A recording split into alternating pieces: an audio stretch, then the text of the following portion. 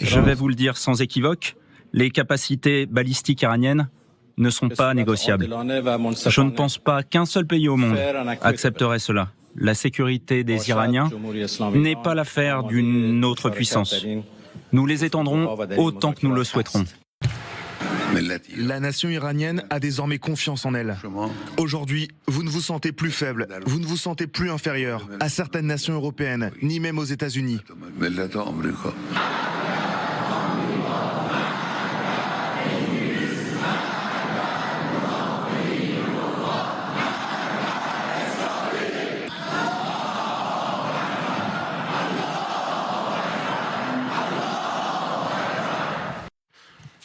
Natacha Polony, la prise de risque, on mesure là dans tout ce qu'on a entendu à quel point on peut imaginer que ce soir, le président Trump, d'ailleurs c'est le Wall Street Journal, rapporte qu'il aurait dit qu'il veut une attaque rapide et décisive. Il y a une prise de risque.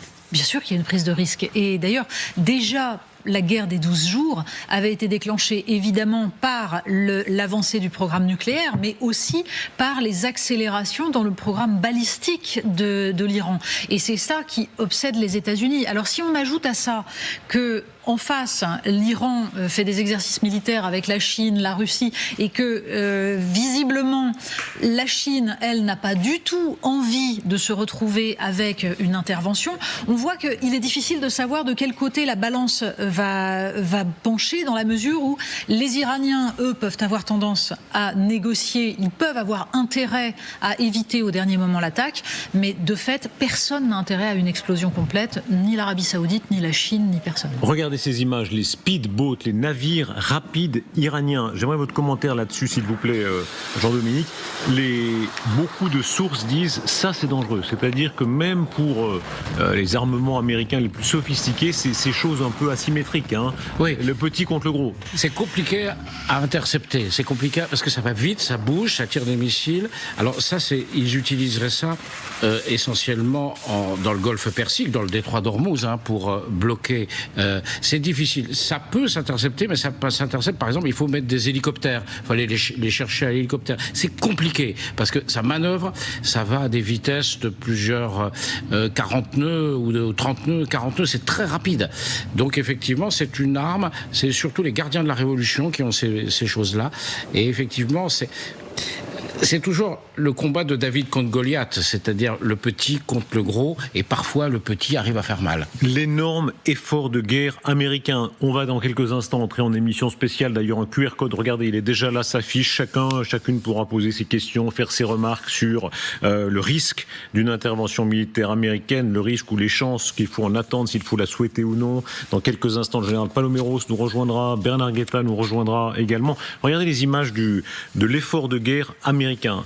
Le Lincoln, ce nouveau destroyer qui s'est approché, les F-15, les F-35, les F-18. Est-ce que vous imaginez, Jean-Dominique Merchet, que tout ça reste à quai, si j'ose dire?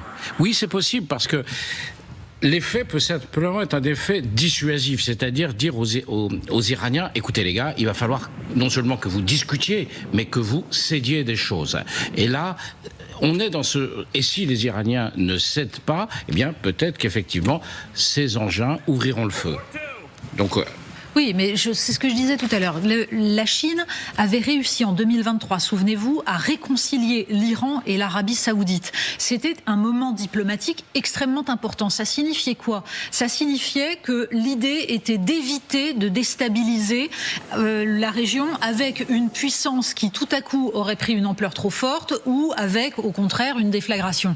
Donc là, on peut quand même anticiper le fait que tout le monde pousse à ce qu'il y ait des négociations. Pour autant, l'Iran sait parfaitement, étant donné ce qui s'est passé avec la guerre des 12 jours, que son assurance vie, c'est justement de garder son programme balistique. Est-ce que ce précédent parle, écoutez cette séquence, cette archive, elle est beaucoup ressortie ces derniers jours sur les réseaux sociaux, elle est saisissante. Est-ce que ça peut être le sort de Khamenei? C'est Saddam Hussein, renversé en 2003, il est jugé par la suite, et en 2006, c'est le moment où le dictateur de l'Irak apprend qu'il va être pendu. الحكم على المدان صدام حسين المجيد بالإعدام شنقا حتى الموت لارتكاب الشعب كجريمة ضد الإنسانية وفق المادة 12 أولا أليف بدلالة المادة 12.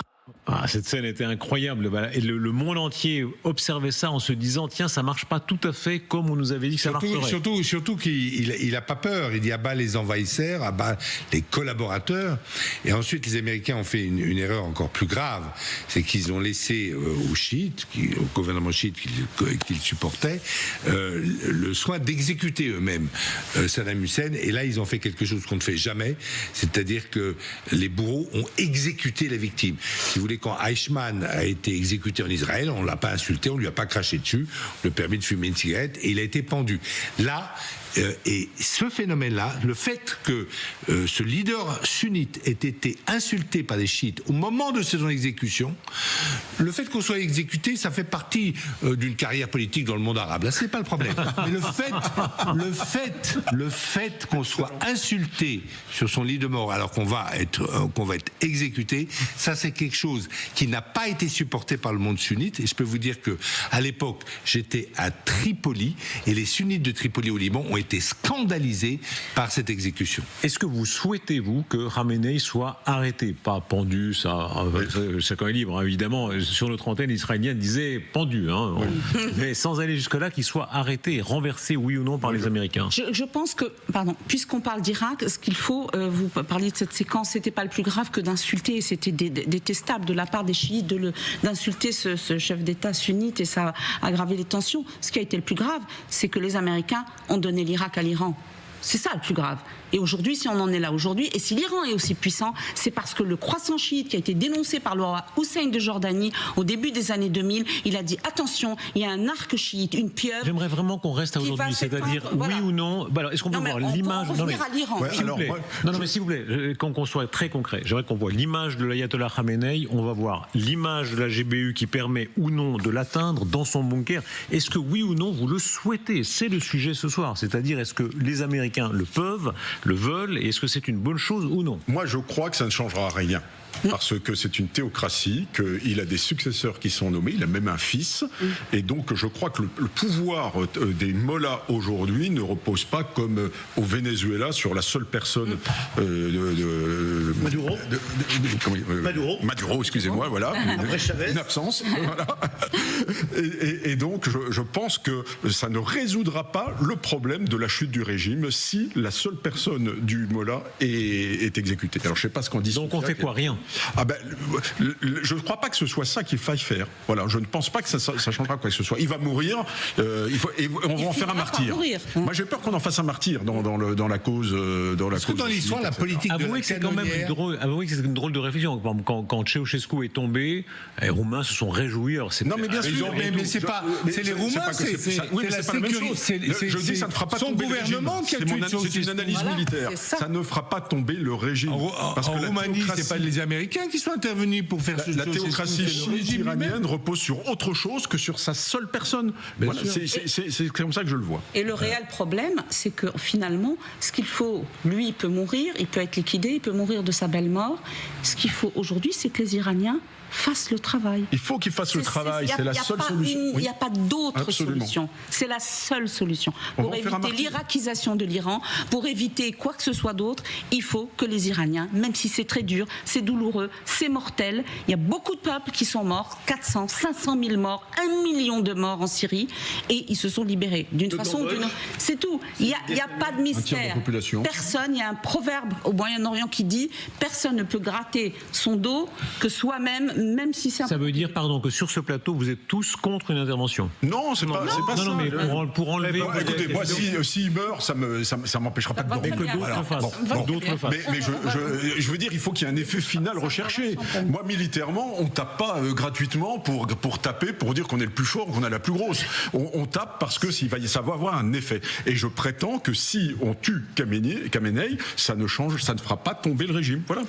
Non, mais je pense pas. Je pense que si Trump intervient, il a quand même une idée en tête de ce qu'il recherche. C'est pas parce qu'on ne le sait pas qu'il n'en a pas. Oui.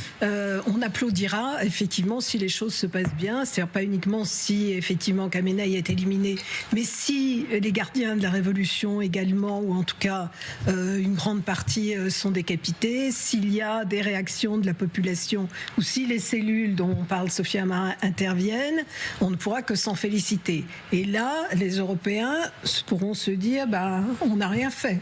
On a juste condamné les morts. Non, mais bien sûr. Mais évidemment, après, si c'est un échec, on sera toujours là pour dire on vous l'avait bien dit. Oui, écoutez, ce qu'est Khamenei, rappelons-le. Khamenei, c'est l'homme qui a fait couler le sang. On a quand même eu raison de le leur dire sur l'Irak, Sylvie. On a quand même eu raison de le leur dire quand même. L'Irak, c'était un mensonge caractérisé. Donc on a eu raison de le leur dire. Je suis d'accord, la lâcheté occidentale est problématique. On est parfaitement absent de ça et on est en train de juger Trump. Moi, j'aime pas Trump, mais on est en train de le juger. Il va le faire, c'est pas bien, c'est bien. Et puis nous, on ne fait rien. Et ça, vraiment, c'est terrible. Non, mais la politique de la canonnière, on a beaucoup essayé par le passé. Je suis pas sûr que après avoir brûlé le palais d'été, les Français et les Anglais, on ait amélioré la situation en Chine. Je ne le crois pas d'ailleurs. Donc il faut, quand on fait la politique de la canonnière, il faut être extrêmement prudent et être sûr du résultat. Alors effectivement, si on sait par qui remplacer l'administration du régime islamique, si on a une administration toute prête, tant mieux, mais qu'on le fasse. Et si on est sûr que cette dictature politique, qui est tout à fait détestable, ne soit pas changée en pire, c'est-à-dire en anarchie, et ne soit pas changée en encore pire, c'est-à-dire en guerre civile. Nous ne voulons pas... Enfin, moi, je ne veux pas la destruction de la Perse éternelle. Je ne veux pas cela. Personne ne la veut. Écoutez, très très beau pays. Khamenei, c'est intéressant. Il n'y a pas de voix contradictoire sur ce plateau. Vous êtes tous d'accord, en gros.